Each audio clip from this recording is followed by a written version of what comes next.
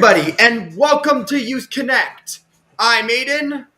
Hi, I'm Kevin. Hi, I'm Joshua. Hi, I'm Nibras. Hi, I'm Jeffrey. And welcome to our Youth Connect. I hope that you guys are really excited for Youth Connect. If you're new to this show or if you're a reoccurring watcher, Youth Connect is a news, interest, entertainment show that was created during the pandemic by the community for the community. You met my other co-hosts, Kevin, Joshua, Nibras, and Jeffrey, but I always start off with myself, and I always bring to the table some gaming news.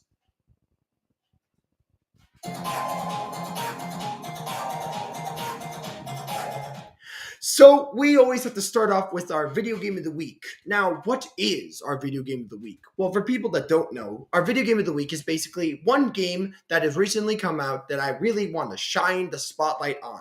And today's game of the week is an interesting game. This game is called Tunic, as simple as it is. Explore a land filled with lost legends, ancient powers, and ferocious monsters in Tunic, an intriguing action game about a small fox on a big adventure. Stranded in a ruined land and armed with only his own curiosity, you will confront strange, colossal beasts and collect strange and powerful items and unravel long lost secrets. Stories say that a great treasure is hidden somewhere in this land. Perhaps it lies beyond the Golden Door, or somewhere deep beneath the earth. Some tales tell of a palace high above the clouds, and of ancient beings with incredible power. What will you find? This game is actually quite interesting because it's an RPG plus a puzzle game. So you got leveling up components while also solving a bunch of puzzles and fighting monsters. It's an interesting combo and definitely something brand new to bring to the gaming community. The game is fun, looks absolutely adorable, and apparently is an awesome platformer. So make sure to check it out. It's like a combo of so many different genre of games. So make sure to check out Tunic. Anyways, though, next up we have Kevin, and Kevin has with us some all-important local news.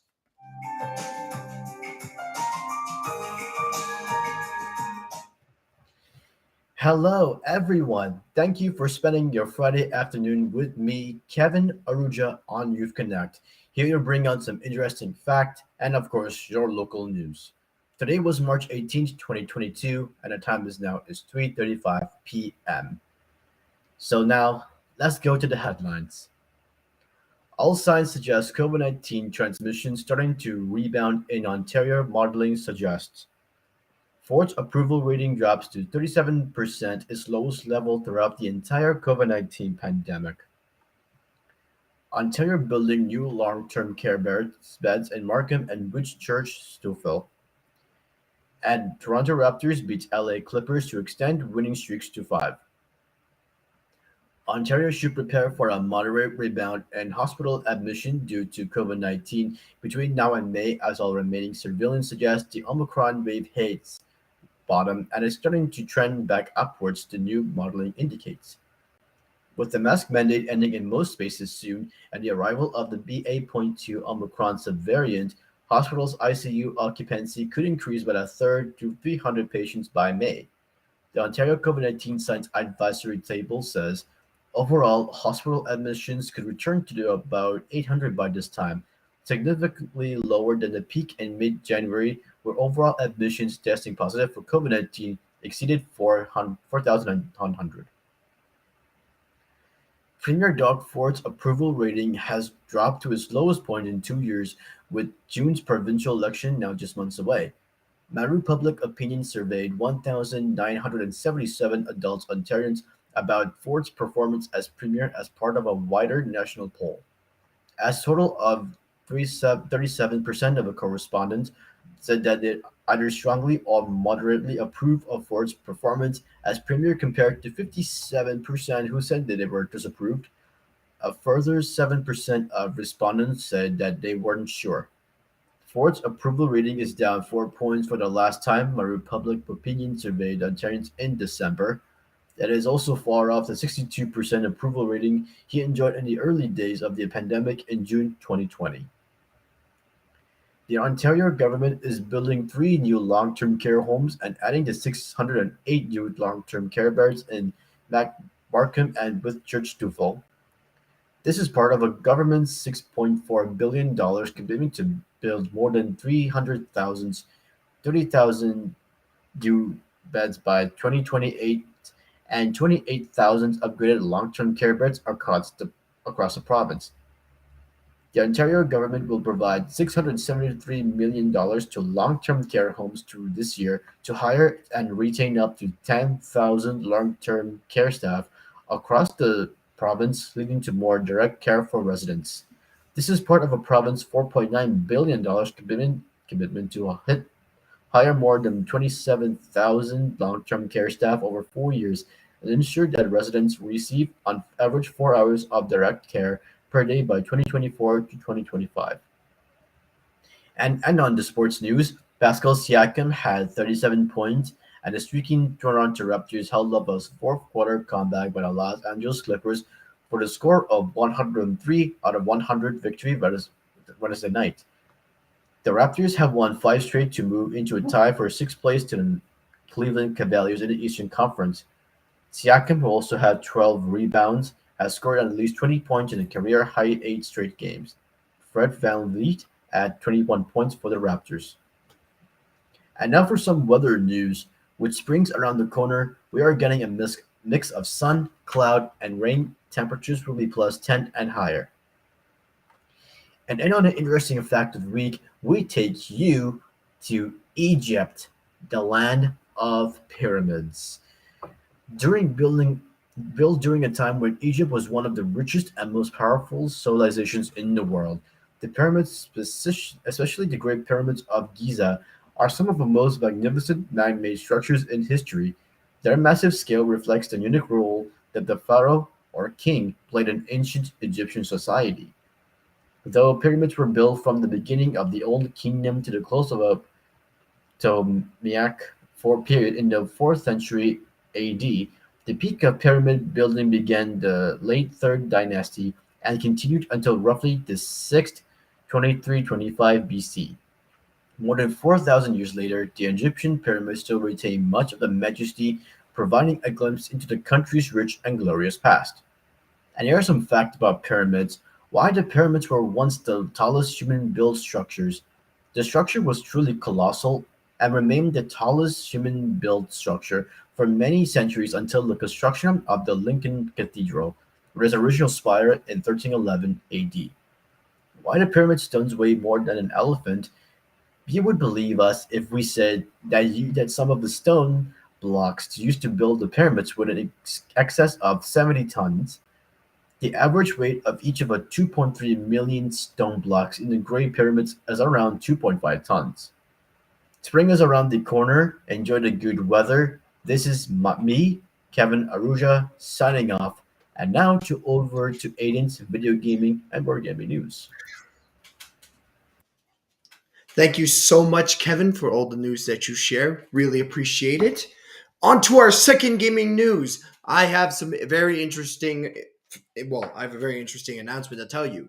For anybody that's been playing Elden Ring, such as myself, there has been an exciting announcement about a patch, or as Elden Ring calls it, their newest update, version 1.03. Now, this might just seem like a simple thing of bug fixes and all that, but let me tell you some of the most exciting information to know about this newest update. First up, and most unexpectedly, is the list of content that has been introduced to the game. I'm just going to list a short amount, but let me tell you the biggest thing that I appreciate: the ability to record the name and location of an NPC straight onto the map. That has been one of the biggest frustration players have had with the game. Because if you guys know, Elden Ring, when you do a quest line or a side quest line, you'll lose track of the NPCs and where they go. So now that you're able to put a marker down where the NPCs are and figure out where they went, you will be able to have an easier time to figure out how to do your quest. The update also adds a variety of new NPCs, including Jar Bairn, and adds some summonable NPCs in multiple situations. So if you needed some help with some bosses, guess what? Now you have some NPCs to help out. The biggest thing that I have that I really appreciate is that they gave content for characters that were usually left out. This includes phase missions or extra missions and quest missions, including Delos, Nefeli, Kenneth, and even Gatekeeper Gostock. Those are all characters who just disappeared. If you remember Gatekeeper Gostock, he appeared at the castle and then he just never was seen again. So I'm really appreciate how they're doing this. But another thing, they've added background music for certain areas when you travel around the area. So now you don't have to listen to the same song over and over again. And each region has their own specific background music. There has been a ton of bug fixes, and any of those PvP players do note that some balance changes have been done as well. So sadly, you can't rune farm anymore. Very sad. But the one on the mountaintop is still available at the Lake of Rot. So don't forget about that. But all of these changes are really good for people that are into speedrunning. I hope that you guys are going to play Elden Ring. I'm going to be playing it later today. And this brings to the end of my second gaming news. Next up is Joshua with good news stories and, of course, animal news. Good afternoon and welcome to Uconnect Now for a good news story. A junior kindergarten student is getting big cheers from his older classmates after donating almost all he has to support those affected by the war in Ukraine. Counting his change, Liam Moore says it's almost everything he had in his piggy bank, just over $20. He got it through saving up and doing important chores like cleaning up the house and doing the dishes. He says he's giving it away because Ukraine needs money. The 5-year-old boy who attends St. Paul's Catholic Elementary School has been learning about the war in Ukraine over the past few weeks. When he heard about a student-led fundraiser happening at the school for Spirit Week, he went home and talked to his mom about it. He just seemed really excited to be involved and to help out, said his mom, Pam Moore. He said that they are in danger. He wanted them to be safe and have a safe place because he has a safe place to live. With donations like these, the class has raised more than $2,000, smashing their goal of $500. Pam Moore said Liam had big plans for the money in the piggy bank. He's been saving his money to be able to buy an action figure, she says. But Liam says that's not a problem because he says he's actually fine with the toys he has now. His mom says it's no surprise for the boy who often thinks of others. She is very proud of him and knows parenting can be challenging, but these moments make it all worth it. Way to go, Liam. You are an inspiration. Now for another good news story. Volunteers are suiting senior loneliness by giving free rides on couch bikes around the world. In cities across the world, volunteers are taking the elderly people with disabilities out for spins on special tricycles to enjoy the great outdoors. It's called the Cycling Without Age, and the group is riding again in Scotland following the relaxation of COVID-19 restriction, and they are delighted to be re-engaging their scientifically proven method for enhancing well-being in seniors. Cycling Without Age or CWA began in Denmark in 2012 when two good-hearted people wanted to help the local elderly and less able individuals get back on their bicycles. They designed a trishaw with a two-person bench at the front where passengers could sit and enjoy the view. Now there are 2,700 chapters worldwide using well over 3,700 trishaws. Anyone can see the obvious benefits on the faces of people in their carriages. As to describe their method, as to describe their mood, stress, and energy levels using a scientific scale, the participants showed a strong improvement on the days they had rides. Thanks to volunteer peddlers, CWA is combating loneliness and isolation in 52 countries, 1 mile and a kilometer at a time. Be sure to check them out at cyclingwithoutage.com. Now turning to animal interest news. It's rare to find a narwhal as far south as Canada's St. Lawrence River, but it does occasionally happen. But But it is even more rare when a narwhal travels so far south and returns every year amid a pod of beluga whales. Marine biologists in Quebec have had the pleasure of studying this fascinating phenomenon. A narwhal traveling, eating, and living with a pod of young male beluga whales as they cruise down the province's famous river. Drone footage indicates this unique black sheep is a male and well fed, indicating that he's been adapted into the pod of belugas. There are a lot of social interaction between the narwhal and the others. He is one of the crew, he is one of the buddies in the pod of beluga. Robert Michaud, president and scientific director of the Group for Research and Education on Marine Mammals, said Michaud is fascinated to see if the adapted narwhal has integrated enough to breed and produce a hybrid known as narluga, meaning the parents were a beluga and a narwhal. A narluga is bigger than both, similar to a way a liger, the result of a tiger and a lion breeding is also bigger than both. Well, we can only wait and see what happens come next year. This is Joshua Show reporting for you to connect. That's it for me. Now send it back to you, Aiden. Thank you so much, Joshua, for your animal news. You know what? I'm all about inclusion, and that is the way to do it. Guess what? Animals can include others, and so can we. On to our last gaming news. I got your board game of the week, similar to our video game of the week, but guess what? Now it's a board game. And today's board game is still on an RPG perspective. Wow, that's a lot of RPGs today. Today is Dwellings of Everdale. Now, in this game, it's an awesome worker placement game that is set on a once lost magical world. Giant elemental monsters roam, while dragons, wizards, and warriors battle for dominance over 8 elemental realms. Players control unique factions seeking to adventure, battle, grow in power, and ultimately dwell Eldervale and shaping it to their vision. Action spaces include realm keys to power, a summoning portal, an ancient mill, the lost fortress, deep dungeons, and a crumbling mage tower, and the elemental lands of earth, air, fire, water, light, dark, order, and chaos. Magic cards grant spells, quests, and prophecies to players. And in the end, the players with the most elemental dominance among the multiple paths to victory will reign over Eldervale. It's a really, really intense game. It's like role playing, but with a board game. It's an interesting game. It has a bunch of fun components to add into a family game if you're ever stuck at home or there's a snowstorm happening. So it's a fun game to check out, and especially if you are an RPG lover like myself. If you like RPG games, we recommend to check out Dwellings of Eldervale. Anyways, though, next up is Nibras, and Nibras has with us some entertainment and podcast news.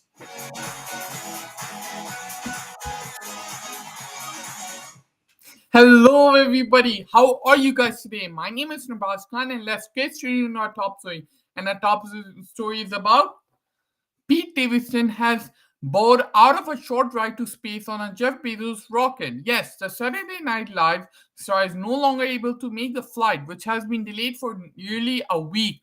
Bezos' space travel company said Thursday night. No other details were provided. The company announced earlier this week that Davidson would be one of the 6 passengers on the Blue Origin's next flight.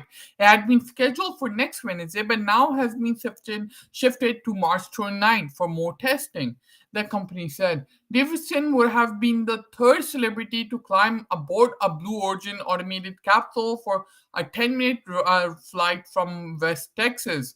Actor William Shatner and former NFL great and Good Morning America co-host Michael Strahan took the flight last year. Bezos was on his company's first flight with passengers last July. The company said it will announce Davidson's replacement to join the 5 paying passengers in the coming days. Davidson was going as Bezos' guest. The company has not discussed the ticket price for paying customers. The mission, the upcoming mission would be the company's fourth flight with human passengers and the 20th in its history. So this is sad news. Who wouldn't go in space, and especially with Jeff Bezos' Blue Origin, it's a great journey. And but it is sad, right? So just comment down below if you had the opportunity. For example, if you had the opportunity to go to space, would you say yes or no? Just comment down below. Okay, now before I go to my second story, I'd like to give you guys the fact of the day. And today's fact of the day is, drumroll please. Did you guys know that polar bears have black skin? Yes, that's true. Although while polar bears usually look white, their fur isn't white at all, and their skin is black. Polar bear fur is actually see-through, but it takes a white color because of its structure. So, for example, your hair catches a color from something called pigment. Different types of pigment form in different types of amounts to create various colors when light hits them. So, when light hits polar bear fur, it looks white. Isn't that interesting? It's so interesting. I didn't know that before. So if you guys didn't know before, and that polar bear skin is black, just comment down below.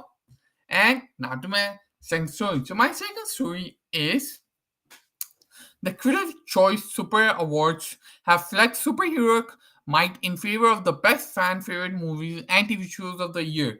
Spider-Man No Way Home links its way to victory with the leading three overall wins, including Best Superhero Movie, Best Actor in a Superhero Movie, Andrew Garfield, and Best Villain in a Movie.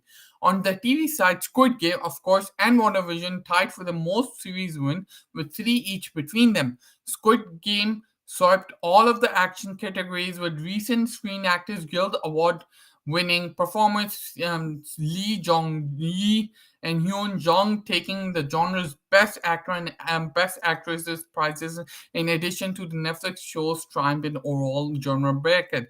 As you all know, Squid Game was a big hit for 2021. And as for the awards, as for superhero series, WandaVision star Elizabeth Olsen took home the Best Actress trophy, while her co-star Catherine Hahn earned the Best Villain in the series. Of course, she was phenomenal as a villain in the series. As opposed to the prestige-centric Critics' Choice Awards that often mirrors the Academy's Oscar nominations and winners, the Critics' Choice Super Awards shines a light on the most popular commercial genres on TV and in movies, including sci-fi, horror, action, and superhero titles. So this whoever created this is just a genius, right? So you have Oscar, then you have some award function that is similar to Oscars, but then you have superhero super awards that give awards to movies like Spider-Man, Squid Game, and WandaVision, and much more, right? So this is just amazing, right? And if you have a chance, just watch the show, right? I'll watch it today or tomorrow, because I'm very excited, and it's just gonna be a ride, right? As always, this is Nibras Khan from Ankenmann, and that's it. Take care. Back to Eden. Thank you so much, Nibras. I didn't know that about polar bears, so thank you so much for the facts. Always love hearing them. Now, just before I get to Jeffrey, I need to always make sure that I want to just tell you about this amazing event, or give a shout out, if you please. I did it last week, guys, and I want to do it again because guess what? The date's coming up. So again, this is a shout out to our amazing organizers of the upcoming Neurodivergent Infinity Network of Educators, also known as NINE. These amazing humans are hosting the 2022 Intersectional Infinity Summit that kicks off, guess what? Sunday, March the 27th at 3 p.m. EST, Eastern Time. So if you guys haven't signed up, I recommend that you do it. It's almost a week and a bit away. So if you guys don't get it now, you're going to miss out on such amazing things and amazing people and their stories. Anyways, though, I really appreciate him. I really like the NINE. Make sure to check them out. But we have to get to the end of our Youth Connect, the cherry on top, in my own opinion. We always have to do, to end it off, Jeffrey with live music.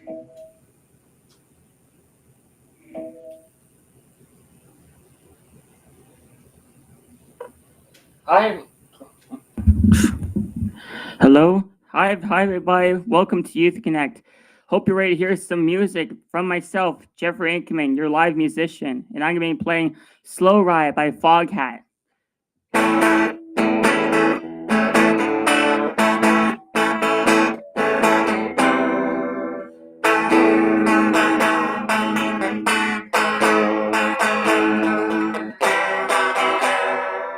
Slow ride.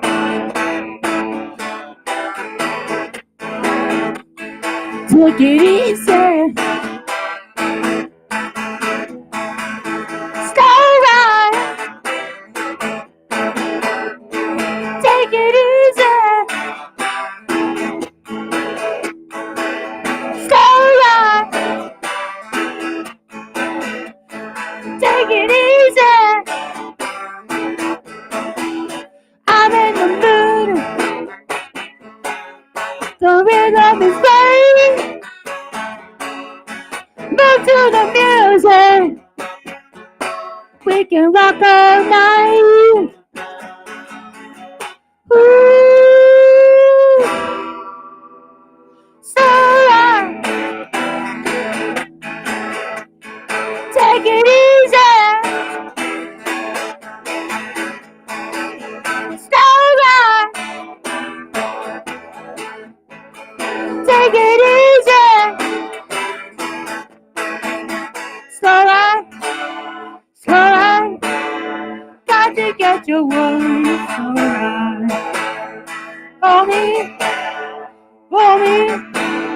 So right, woman, you're so fine. So right. Take it easy. Slow right. Take it easy. I'm in the mood. The rhythm is right. Move to the music. We can rock all night. Ooh. Slow down. Take it easy. Slow down. Take it easy. Slow down. Go down. Got to get your loving one more time. Hold me. Hold me. Slow down, woman, you're slow fine.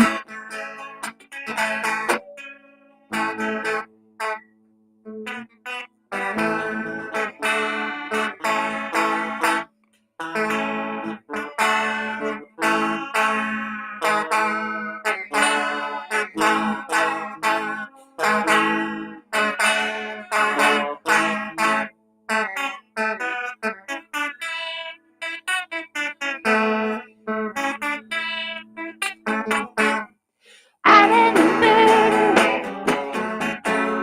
The rhythm is right. Move to the music. We can rock all night. Ooh, yeah. Take it easy. Stay alive. Take it easy. Stay alive. Take it easy. I'm in the mood. The rhythm is right. Move to the music, yeah.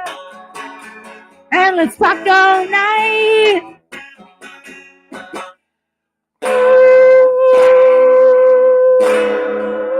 Slow down. Take it easy. Slow down. Take it easy. Slow down. Slow down. Got to get your loving one more time. Hold me. Hold me. Slow down, woman, you're so fine.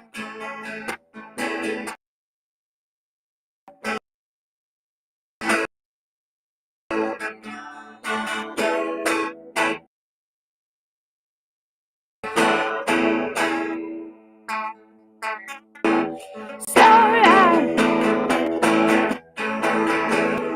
Take it easy. Slow down. Take it easy.